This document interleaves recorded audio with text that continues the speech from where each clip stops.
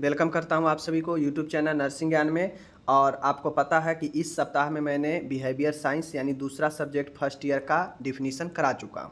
आज हम लोग कल नहीं हो पाया, तीसरा सब्जेक्ट है आज फंडामेंटल ऑफ नर्सिंग, टर्मिनोलॉजी कहिए या डिफिनीशन कहिए, उसका यह चौथा वीडियो है और यह लास्ट वीडियो है। मैंने पहले बताया था कि 4 वीडियो के बाद आपका लास्ट हो जाएगा, ठीक है।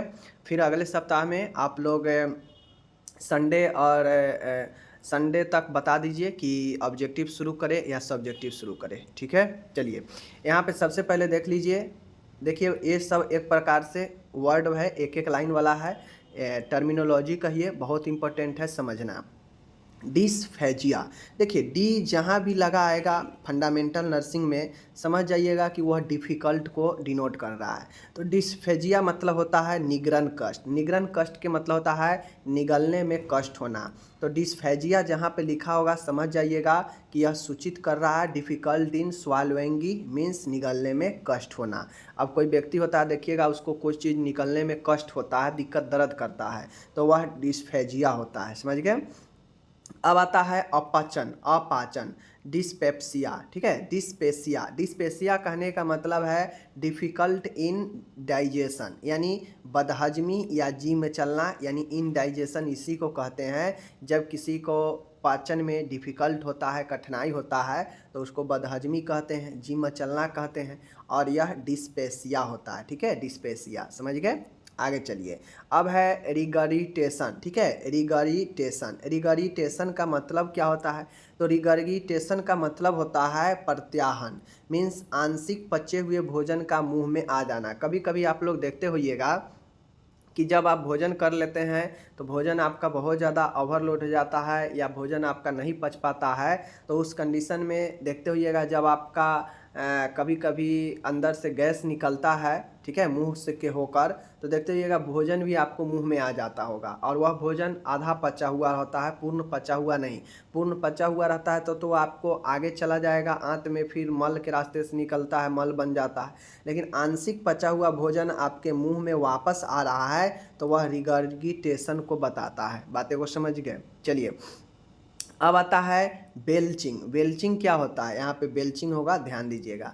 बेल्चिंग का मतलब होता है डकार लेने की प्रक्रिया, द प्रोसेस ऑफ बर्पिंग, ठीक है। बेल्चिंग जो होता है वह आपके क्या होता है? डकार लेने की प्रक्रिया होता है, समझ गए। अब आता है यहाँ पे वोमेटिंग। वोमेटिंग ये सब वर्ड समझने वाला है। वोमेटिंग जिसको हम लोग वोमन या उल्टी के नाम से हिंदी में जानते हैं। तो अमाशय मतलब होता है पेट, अमाशय में उपस्थित पदार्थों का ग्रसनी एवं मुंह से बाहर निकलना। देखिए कहता है अमाशय में उपस्थित पदार्थ, मतलब पेट में जो उपस्थित पदार्थ है, पदार्थ के मतलब जो भोजन किए रहते हैं वही पदार्थ ना, जैसे उसमें लिक्विड भी होगा, ठोस भी होगा, समझ गए। जो भी आप भोजन किए हैं वही ना अमाशय में जाता है। तो अमाशय में जो उपस्थित पदार्थ है उसका ग्रास नली मतलब ईसोफेगस, मतलब जो भोजन का नली है, एवं उस नली के द्वारा मुंह से बाहर निकलना ही वोमेटिंग कहलाता है। सही सी बात है कि आपके पेट में जो पदार्थ होता है, चाहे वो तरल की मात्रा हो चाहे ठोस की मात्रा हो, जो भी हो आमाशय में, वह आमाशय का जो पदार्थ होता है वह कहाँ से वोमेटिंग होता है? तो जिस नली के होकर हम लोग भोजन लेते हैं अंदर में, समझ रहे हैं। अब ये जो वोमेटिंग यमन वमन या उल्टी जो होता है, मैं बता दूं कि अमाशय का जो पदार्थ होता है, जिस रास्ते से हम भोजन निगलते हैं जिस नली के द्वारा, और उसी नली के द्वारा वापस मुंह से बाहर वह पदार्थ निकल जाता है, तो उसी को वोमेटिंग कहते हैं। बातें को समझ गए। चलिए, अब नौसिया क्या होता है? नौसिया आपको ज़्यादातर नौसिया देखने को मिलेगा, ठीक है। नौसिया, नौसिया, नौसिया को हम लोग क्या कहते हैं कि देखिए एक होता है आपका वोमेटिंग, उल्टी, तो उल्टी होता है कंप्लीट पदार्थ के बाहर निकल जाना, लेकिन नौसिया के मतलब होता है मितली, और मितली जो होता है यह आपके उल्टी होना को मितली नहीं कहते हैं। उल्टी होना मतलब तो वोमिटिंग हो जाएगा, लेकिन नौसिया मितली कहने का मतलब होता है कि जी मचलना या उल्टी होने का आभास होना, समझ गए।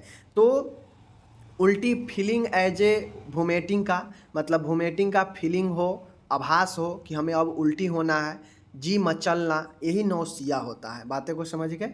चलिए, जो उल्टी होने से पहले का सिचुएशन होता है।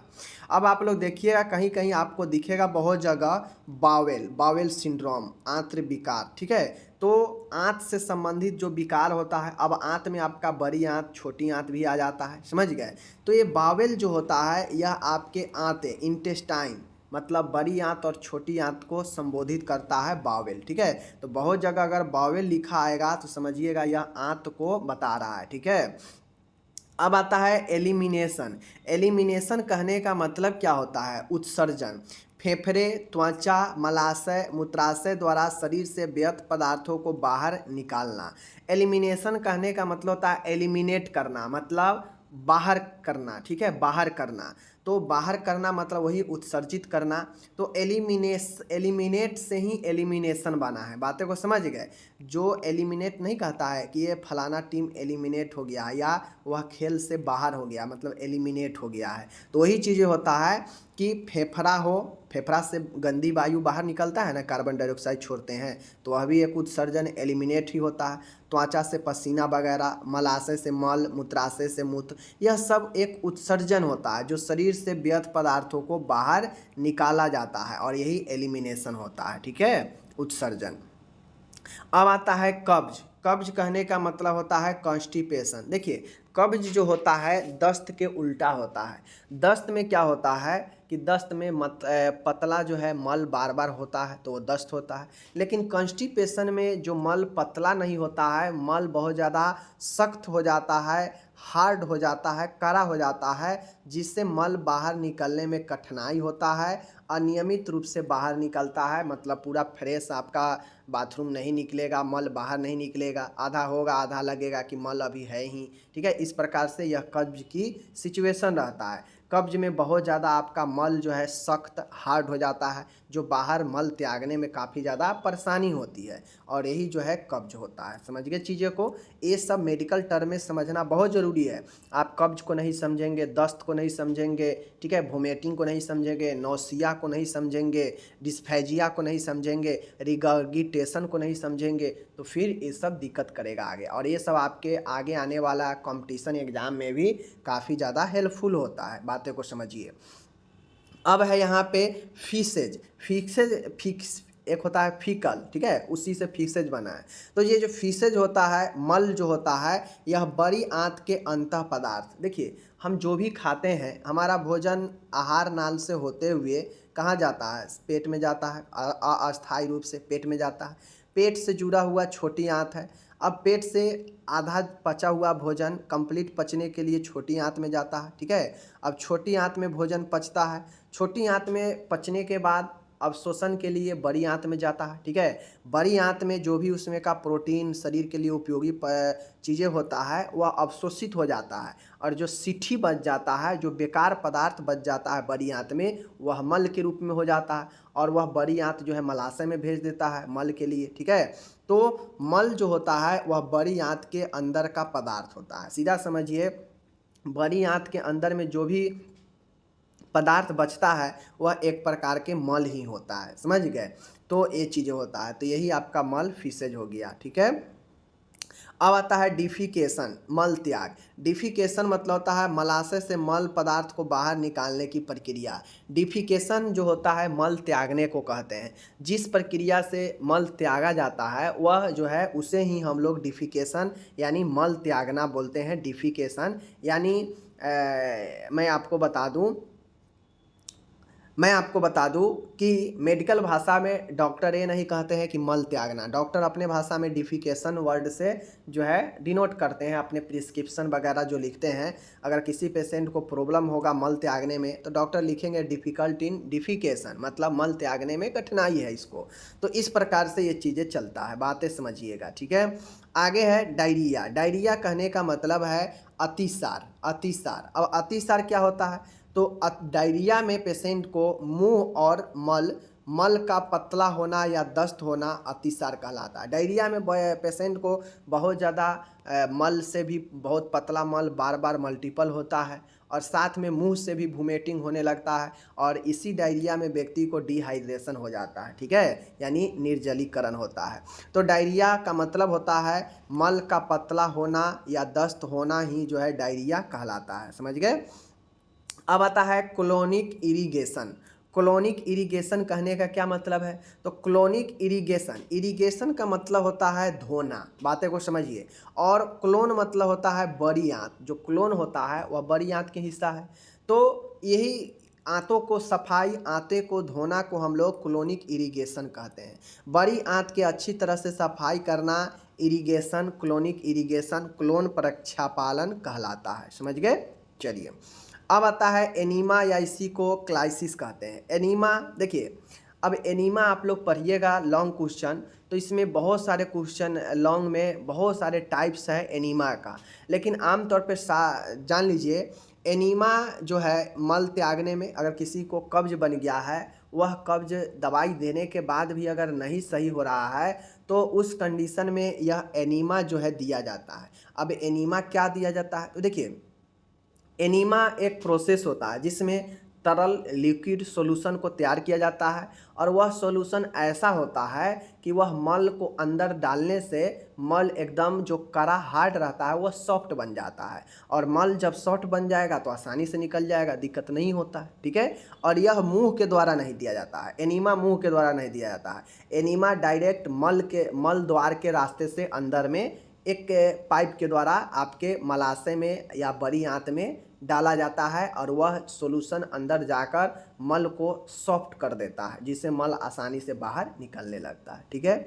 अब इसके लिए जो तैयार किया जाता है सॉल्यूशन, वह तेल के हो सकता है, साबुन पानी का हो सकता है, मतलब जो चिकनापन पैदा करता है वह जो है आपको मल को सॉफ्ट करेगा। ठीक है? ये होता है मल त्याग की सुगमता, मतलब आसानी के लिए मलाशय में द्रव प्रविष्ट करना। अब यह ऐसा नहीं है कि एनीमा सिर्फ जो है आपको मल को ही आसानी से निकालेगा, कब्ज को ही दूर करेगा। इसके द्वारा हम अगर कोई पेशेंट दवाई मुंह से नहीं ले रहा है, तो हम बेहोशी हालात में है, तो उसको मल के रास्ते से भी दवाई भी हम लोग अंदर दे सकते हैं एनीमा के माध्यम से। ठीक है? एनीमा के माध्यम से अगर वह मुंह से पोषण नहीं ले रहा है, बेहोश है, तो उसको हम पोषण के रूप में तरल वगैरह भी एनीमा के माध्यम से दे सकते हैं। तो एनीमा कब्ज भी दूर कर सकता है, एनीमा से और भी कोई दवाई भी दे सकते हैं, एनीमा से पोषण भी दे सकते हैं। तो एनीमा का बहुत सारा उपयोग है, जब डिटेल्स में पढ़िएगा तो पता चलेगा। ठीक है? अब आता है एनुरेसिस। एनुरेसिस का मतलब होता है अनैच्छिक मूत्रता।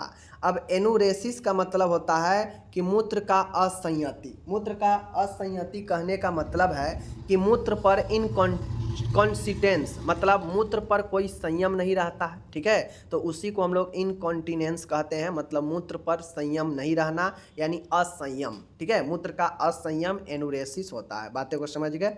चलिए, अब आता है फ्लैटुलेंस। फ्लैटुलेंस का मतलब क्या होता है? फ्लैटुलेंस होता है आमाशय एवं आंत में गैस का बनना। आमाशय और आंत में गैस का बनना फ्लैटुलेंस कहलाता है। बातें को समझिएगा। उदर वायु, उदर वायु जो होता है फ्लैटुलेंस, यह फ्लैटुलेंस होता है आमाशय एवं आंत में गैस बनना, फ्लर्ट हो जाना। नहीं लोग कहता है कि पेट मेरा एकदम फ्लर्ट हो गया है गैस से, तो वही होता है आमाशय एवं आंत में गैस बनना, उदर वायु, जिसे फ्लैटुलेंस कहते हैं इंग्लिश में। ठीक है? ये सब चीज़ें एक दो बार नहीं पढ़िएगा, तब तक आपको बार बार हैरान करेगा। एक बार में नया नया आपके सामने ये चीज़ें आ रहा है। देखिए कोई भी चीज़ आपको जल्दी क्यों नहीं याद होता? क्योंकि आपके सामने वह नया रहता है, फर्स्ट टाइम रहता है, और जब तक वह चीज़ को आप 2 बार 3 बार रिपीट नहीं करेंगे तब तक आपके माइंड में बार बार नहीं आएगा, तब तक वो याद नहीं होता। ठीक है? इसीलिए कोई भी क्लास में अगर स्टूडेंट बढ़िया रहता है तो वह बार बार रिवीजन करके बढ़िया रहता है। जो रिवीजन बार बार नहीं करता है, 1 2 बार पढ़ता है, छोड़ देता है, तो उसको याद नहीं होता, और उसको लगता है हमको याद नहीं हो रहा। क्योंकि किसी भी स्टूडेंट के लिए कोई क्लास जो होता है वो न्यू रहता है, पढ़ाई हमेशा न्यू न्यू चैप्टर के होते रहता है, तो हर बार उसको नए नए चीज़ों से, नए नए वर्डों से सामना होगा। तो जब तक वह रिपीटेशन बार बार नहीं करेगा, उसके सामने वो चीज़ें बार बार नहीं आएगा, माइंड में बार बार उसको पुराना नहीं बन जाएगा, तब तक वो याद होगा नहीं होगा। और ऐसे बहुत कम लोग, बहुत कम स्टूडेंट करते हैं कि बार बार प्रैक्टिस करें, बार बार देखें चीज़ों को, ताकि माइंड में वह बैठ जाए। समझ गए ना? ये चीज़ें हैं। अब आता है मलिना। मलिना कहने का मतलब होता है कलापन। ठीक है? मल का कलापन, यानी मल का रंग बेरंग होना। ठीक है? तो मल में रक्त आना या मल का काला होना मलिना कहलाता है। रक्त की उपस्थिति के कारण गहरे अथवा काले रंग का मल को मलिना कहते हैं। ठीक है? जब आपके मल में रक्त की उपस्थिति हो तो आपका मल जो है वह क्या होगा? ठीक है? काला दिखाई देता है। आपका आंत से जब रक्त स्राव होता है और वह मल में मिल के आता है तो वह मल काला होता है, ठीक है, क्योंकि ब्लड जो है वह आपके बहुत गाढ़ा आंतों में आता है और वह मल में मिलने के बाद ब्लैक ब्लैक सा हो जाता है, तो इसलिए यह मलीना कहलाता है, ठीक है। अब आता है म्यूटिरेशन। देखिए, म्यूटिरेशन कहने का मतलब होता है मूत्र बाहर निकालने की क्रिया, यानी मूत्र त्याग। अब आप लोग जाइएगा डॉक्टर के पास, आपको मूत्र से संबंधित कोई समस्या है, मूत्र त्यागने में दिक्कत है या बार बार मूत्र होता है, तो डॉक्टर देखिएगा बार बार मूत्र होना, फ्रीक्वेंसी ऑफ म्यूटिरेशन लिखते हैं, यानी म्यूटिरेशन मूत्र त्यागने को कहते हैं, मल त्यागने को डिफिकेशन कहते हैं। समझ गए ना, यह सब मेडिकल टर्म है, बातें को समझिए, ठीक है। अब यहाँ पे आता है, जहाँ भी यूरिया लगा आप लोग देखिएगा वह समझ जाइएगा कि यह मूत्र को डिनोट कर रहा है। जहाँ भी यूरिया लगा आ जाएगा समझ जाइएगा कि यह मूत्र को क्या कर रहा है, डिनोट कर रहा है। कैसे डिनोट कर रहा है मूत्र को, देख लीजिए। यहाँ पे है डाई, अब मैंने आपको पहले बताया कि डाई सूर्या, जहाँ भी डी आगे आएगा ऐसे वर्ड में उसको आप लोग डिफ़िकल्ट को डिनोट कीजिएगा और बाकी के बाद के वर्ड को आप लोग अर्थ समझिए। तो यहाँ पे यूरिया है, यूरिया मूत्र में होता है तो यह मूत्र को डिनोट करेगा। डी फॉर डिफ़िकल्ट, यानी मूत्र में पीड़ा होना, कठिनाई होना, यह डायसूरिया कहलाता है, ठीक है। मूत्र त्याग में दर्द होना, कठिनाई होना, यह डायसूरिया कहलाता है। समझ गए। अब उसी प्रकार से पी मतलब होता है पस, ठीक है, पी से होता है पस यानी मवाद, और यूरिया मतलब मूत्र, यानी मूत्र में किसी को अगर पस आने लगता है तो उसे पायूरिया कहते हैं। अब ये सब वर्ड आपको पूछ देगा एग्जाम में पूछ देगा कि मूत्र में, ठीक है, मूत्र में पस आना या बनना, मूत्र में पस आना क्या कहलाता है, डैश डैश, तो आपको लिखना पड़ेगा पायूरिया, ठीक है। ये सब चीज़ें पूछता है इसी प्रकार से, समझ गए। और अभी से पहले मैंने कुछ देर पहले बताया जस्ट कि इनकॉन्टिनेंस का मतलब होता है असंयम, असंयम के मतलब होता है नियंत्रित न कर पाना, ठीक है। तो मूत्राशय या मलाशय के संवर्णी पेशी एस्फिक्टर को नियंत्रित न कर पाना। देखिए, अब यह इनकॉन्टिनेंस असंयम जो है यह आपको किसी भी चीज़, चाहे मल त्यागने में हो सकता है या मूत्र त्यागने में हो सकता है, कहीं भी जो है यह असंयम अनियंत्रित हो सकता है। तो नियंत्रण न होना यानी अनियंत्रण को ही हम लोग असंयम बोलते हैं, नियंत्रित न कर पाना, ठीक है। और यह कब होता है, तो आपको पता होना चाहिए कि जहाँ जहाँ जैसे हमारा एस्फिंक्टर मसल्स होता है, यह मलाशय मल को रोकता है, ठीक है, एस्फिंक्टर मसल्स, उसी प्रकार से मूत्र को रोक कर रखता है यह एस्फिंक्टर मसल। जैसे ही आपके एस्फिंक्टर मसल्स में कमजोरी आता है, आपका अचानक से मल जो है निकल जाएगा, अचानक से मूत्र निकल जाएगा, आपको पता भी नहीं चलेगा, यानी यह नियंत्रण नहीं कर पाता है, ठीक है। तो ये चीज़ें को आप लोग समझ लीजिए। आगे है रिटेंशन ऑफ यूरिन, मूत्र का रुक जाना, मूत्र का मूत्राशय में रुक जाना अथवा मूत्र त्याग न कर पाना रिटेंशन कहलाता है। रिटेंशन मतलब होता है रुक जाना, ठीक है, रुक जाना या बाधित हो जाना। तो रिटेंशन ऑफ यूरिन, देखिए इनकॉन्टिनेंस कहेगा तो मूत्र पर असंयम हो जाएगा। इनकॉन्टिनेंस ऑफ यूरिन यानी मूत्र का असंयम होना, मतलब मूत्र कब निकल जाएगा कोई पता नहीं चलेगा, असंयम अनियंत्रित हो जाएगा, ठीक है। लेकिन रिटेंशन का मतलब होता है कि रुक जाना, होगा ही नहीं, समझ गए। तो ये चीज़ें को ध्यान दीजिएगा, समझ गए।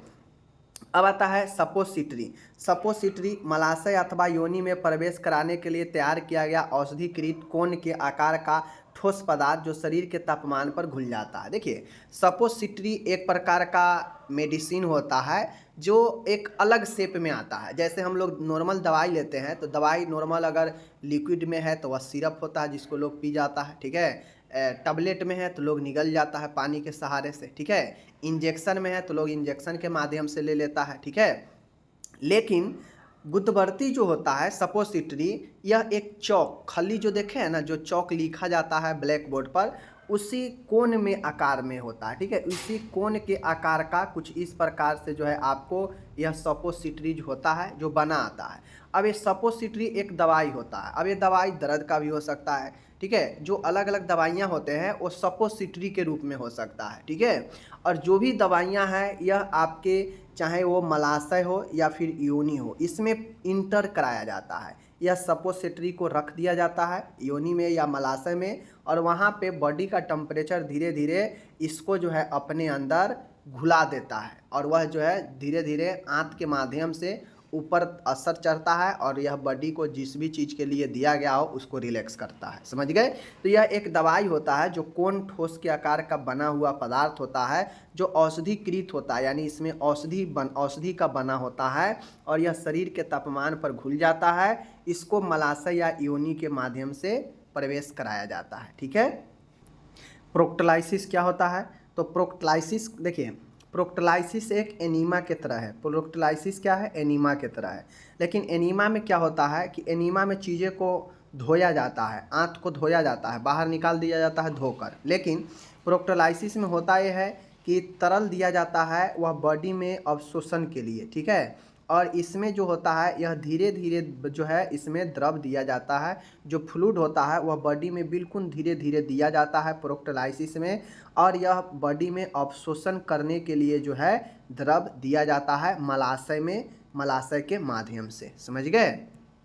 चलिए अब आता है यहाँ पे एनूरिया, यह भी यूरिया से ही रिलेटेड है। अब देखिए A4 होता है अब्सेंस। अब्सेंस मतलब क्या होता है? अब्सेंस मतलब होता है अनुपस्थित। ठीक है। और यूरिया मतलब होता है मूत्र, यानी मूत्र का अनुपस्थित होना, और अनुपस्थिति का मतलब क्या होता है? शून्य। तो अमूत्रता यानी एनूरिया का मतलब होता है कि ब्रिक यानी किडनी के द्वारा मूत्र न बनना। ठीक है। यानी आपका किडनी बिल्कुल मूत्र नहीं बनाएगा तो उस कंडीशन में मूत्र नहीं होगा और उससे जो है एनूरिया कहेंगे। ठीक है। यानी मूत्र का अनुपस्थिति होना। पॉलीरिया क्या होता है? अब पॉली मतलब जानते हैं कि बहुत होता है। ठीक है। तो और यूरिया मतलब यूरिया यानी मूत्र का अधिक होना, अधिक मात्रा में मूत्र त्याग होना पॉलीयूरिया होता है। समझ गए? हेमेचुरिया क्या होता है? अब आपको पता होगा हेमेटोलॉजी। ठीक है। ठीक है, हेमेटोलॉजी यह आपके रक्त को बताता है। ठीक है, रक्त को। और आपको पता है चुरिया यूरिया लग गया है, हेमेटो यूरिया। तो हेमेटो यूरिया जो है यह आपके बताता है कि मूत्र में रक्त का पाया जाना, यानी मूत्र में रक्त होगा तो उसे मेडिकल भाषा में हेमेटूरिया कहते हैं। ठीक है। डिफॉर्मिटी क्या होता है? विकृति। विकृति का मतलब होता है पूर्व में समान रूप से बने किसी भाग की आकृति में होने वाला परिवर्तन। विकृति के मतलब होता है कि समान से गड़बड़ हो जाना। ठीक है। समान आकृति में बदलाव आना या चेंजेज होना ही परिवर्तन होना डिफॉर्मिटी कहलाता है, विकृति। ठीक है। जैसे हाथ पैर का टेढ़ा होना, समान से अलग हो जाता है। ठीक है। तो ये एक डिफॉर्मिटी होता है, यह कहीं भी शरीर में हो सकता है। पोषण न्यूट्रिशन क्या होता है? पौष्टिक पदार्थों के अंतर्ग्रहण, पाचन, अवशोषण, स्वांगीकरण तथा उपयोग की क्रियाओं का कुल योग पोषण कहलाता है। देखिए पोषण कहने का मतलब होता है कि जो हम खाद्य पदार्थ लेते हैं उसका अच्छे से पाचन हो जाए, अवशोषण हो जाए, उसका बॉडी हमारा जो है अच्छे से उपयोग कर ले, तो यह न्यूट्रिशन का एक पोषक पदार्थों का अच्छा माना जाता है। ठीक है, न्यूट्रिशन माना जाता है। आहार क्या होता है? डाइट क्या होता है? तो किसी व्यक्ति द्वारा नियमित रूप से प्रतिदिन ग्रहण किए जाने वाले ठोस एवं द्रव खाद्य पदार्थ आहार कहलाता है। आहार जो हम लेते हैं, डाइट जो हम लेते हैं, अब ये निर्भर करता है कि आप किस तरह के डाइट लेते हैं। ठीक है।